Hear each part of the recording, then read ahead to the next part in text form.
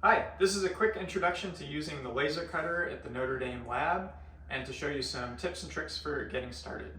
So laser cutting is a great digital fabrication technique for making parts in a really precise and exact fashion.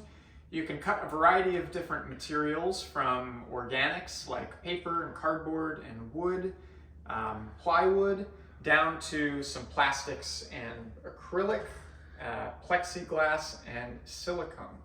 There is a list of banned materials that you can't use either because of flammability risk or emitting of toxic fumes. So you can see a list of that on the QR code, which is posted on the machine that we keep updated along with some frequently asked questions and steps for using.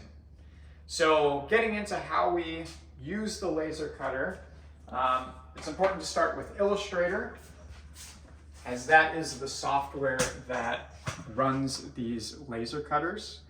So you'll want to design your artwork in Illustrator. There's a few different types of cuts that you can make, and the way that you set up the stroke in Illustrator will determine how those cuts are made. So most likely you'll want to cut all the way through the material, so we show that in red stroke on your artwork. You may want to engrave lightly, so you could turn that blue in Illustrator. So you can do that from the color guide and go 0, 0, 255 to increase the blue, and that will give you an engrave much like this outside stroke on the acrylic. So for vector artwork, that is a good way to set that up.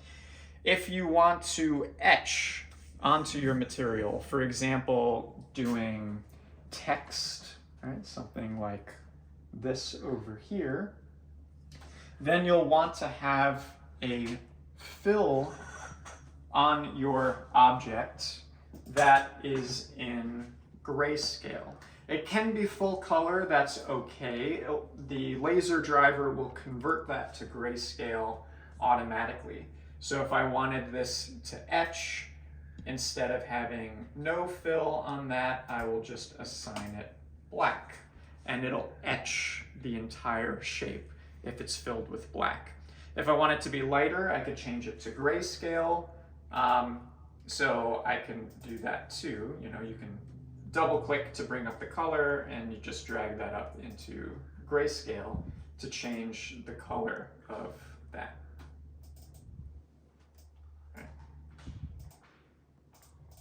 Okay, pretty easy. So when you have your files in the way that you want them, the strokes are colorized to be the type of cut that you want the laser to make. What you'll do is change the weight of the stroke specifically to 0.001 inches. It'll convert to point sometimes, so it'll show up as 0.072 points, and that's okay. Both will work. You can do that if you have your workspace in Essentials Classic, Window, Workspace, Essential Classics. You can do that just through the toolbar that's up in the top. So I'll change my stroke weight to be 0.001 inches. It'll look very light in the artboard. You may only be able to see it if you zoom in, and that's okay. That's the way that it's supposed to look. And this is just a weird quirk of the laser driver that it has to be in this way. So you'll want to do this for any red strokes or any blue strokes in order for the laser to interpret that correctly. When you have your files in a format that works for you, you can transfer it to a flash drive. We have a few of these down in the lab here. Or you can email it to yourself or put it on Google Drive, and you can access it through the computers here. So that gets those files from your computer or the computer lab onto this computer that we use to run the laser directly. So once you have your file up and in the fashion that you want it, you go File, Print in Illustrator, and you'll see a printer driver up here, VLS. That means that it's the laser, everything's communicating properly, and you go Print on that. At this point, you can minimize Illustrator, and if you've done everything correctly, you can bring up the laser driver, which is UCP up here on the desktop. It has a small red diamond icon. And if you've configured things correctly, then your file should show up in the colors that you intend them to be. If you want to cut all the way through the material, it'll show up red. If you want to do an engrave, it'll show up blue. And in the laser driver, it should reflect those settings that you have in Illustrator. If that doesn't show up, then that means that there's something in Illustrator that isn't configured correctly. So it could be the stroke weight is not 0.001 inches. It could be that the color mode of your file is not RGB. And then the colors might not be exactly 25500 RGB. That might be like 30, 30, 60 or something like that. So you want to make sure that you go back to the color settings and determine the RGB values correspond to being absolute red, absolute blue, or black for your fill layer. So if this is looking good, then you're ready to use the laser cutter. So a few things to set up the room before we start working with this is you want to make sure that you're venting the laser cutter. So we do that through a switch that we have on the wall. It looks like a light switch. It's next to this vent, so you'll want to turn that on. That starts the fan to the room, and you should be able to hear that turn on. There should be this ambient noise in the room, which means that air is being sucked out of the laser cutters. You'll want to make sure the gate is open on the laser that you're going to use. So that is open, pulled out here. I'll close this for a second to show our compressor. So we have air being sucked out of the laser. We also want to have air forced through the laser. So we have a compressor to do that. It looks complicated, but it's actually pretty easy. You see a tank pressure here. So we can have the compressor on. It'll fill the tank, which is down here. So you'll see a pressure here. We need to get pressure into the lines. So that's these orange tubes. So I'll rotate towards the plus sign.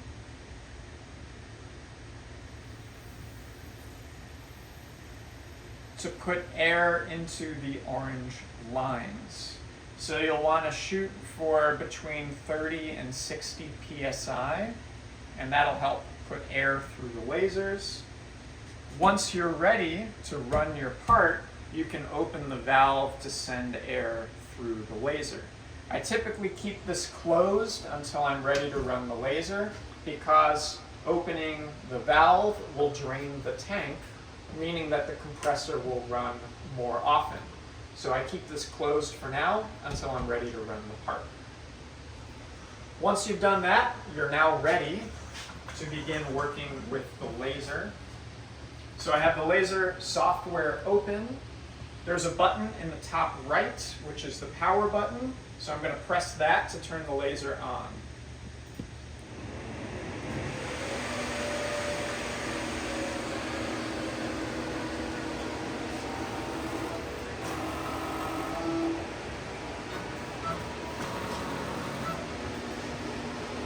You'll hear the laser start up. It'll do a dance to home the position in the top right, and it'll now be responsive in the software. So over here we have some controls for the laser. You'll notice a green play button that will run your file, and then also some buttons over here that we'll use underneath the Home X and the Home Z buttons. So first thing that we want to do is to calibrate the laser to the material that we're going to work. So that means that the lasers have lenses, and the lenses focus the laser onto the workpiece. So we need to make sure that the workpiece is at the right height so that the laser focuses exactly on the workpiece height. So we can move the bed of the laser up and down to calibrate our workpiece. We do that with a gauge. So it looks like this. We have a couple that are mounted on the wall. We want to bring the laser head over our material. So we do that with the second button, which looks like a laser head over here. It's called the focus view. And we move that over our material.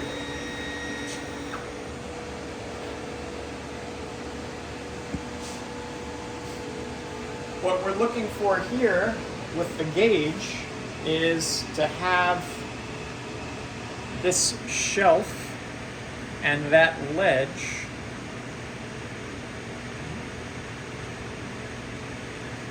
rest underneath the chin of the laser carriage.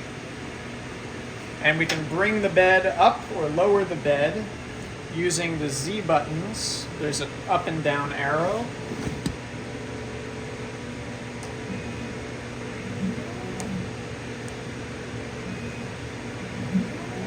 To calibrate the height of the laser head. So you're looking for this front faceplate to rest right in that ledge. And it looks pretty good at this level here. If you have a thicker workpiece, you're going to have to drop the laser bed down further. This is pretty thin, so it's almost all the way up to the top.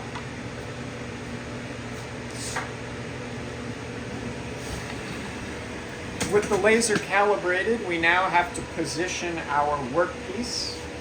So what I like to do is use the pointer of the laser to basically carve out the outer boundary of my part.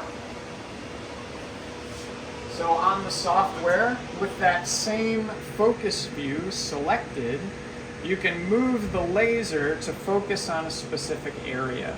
So for a square part or a rectangular part, you might locate the top corners or the outer corners, so I could do that this way.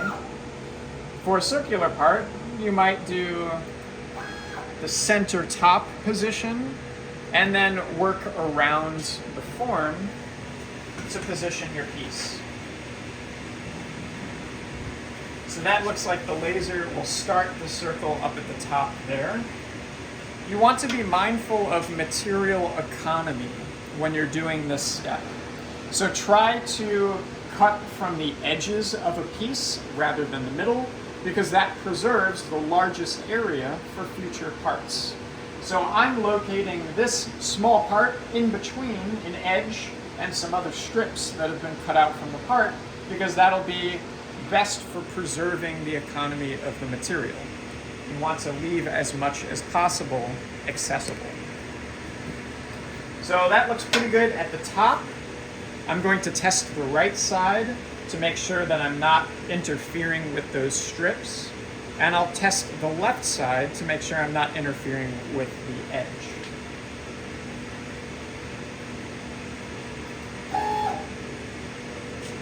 All right. So that looks pretty close. I'm going to move it over just a little bit.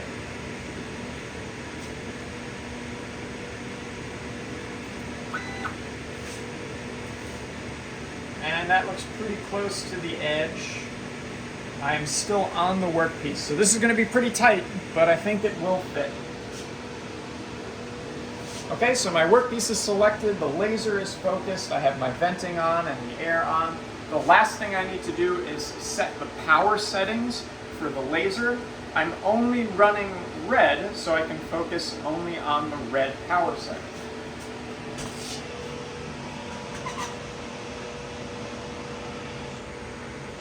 I get to the settings through the settings button. There's a materials database that has some automatic settings that you can use. I typically like to do manual control, which is the second tab, because I can see exactly the power settings that are given, and I can control that for the exact material that I'm using. Not all plywood is created equal, not all plastic sheet is created equal, so you want to be able to control this directly for the build of the machine that we have and its setup, as well as the workpiece that you're using. You can select layers on and off by clicking and clicking off. I'm going to click on red. I'm going to increase the power to 80% for acrylic because it's a pretty tough material to get through. And I'm going to lower the speed because I want the material to absorb more of the laser's energy. So if the laser goes more slowly, then it's actually cutting more strongly. If it's running really fast, then there's not as much of that energy being absorbed by the material. So if I want extra power, I can increase the power, but I can also lower the speed. So 10% should be good for this. For acrylic and plexiglass, we've noticed that increasing the PPI, which is pulses per inch, actually gives better results. So for acrylic and plexiglass, you want to increase the PPI all the way up to 1,000. Set, apply, and OK. And that should be good for one pass on this thin material to cut out my part. Now that I'm ready, I'm going to turn on the air by opening the valve.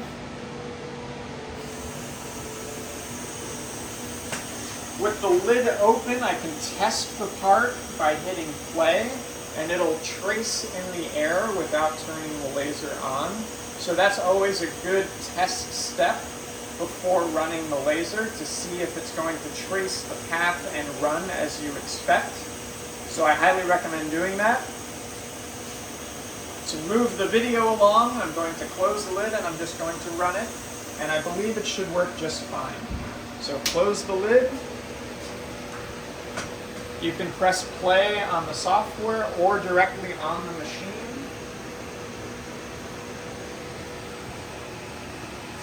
And you can run your part.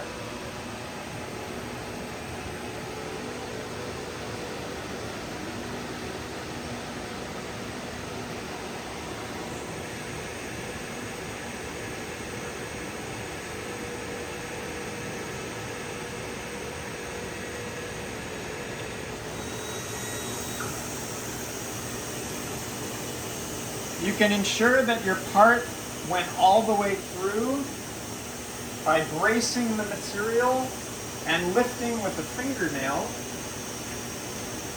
to see if your part released. I can see that this cut all the way through, so I can remove my part. Good luck with your laser projects, and I hope you enjoyed this video.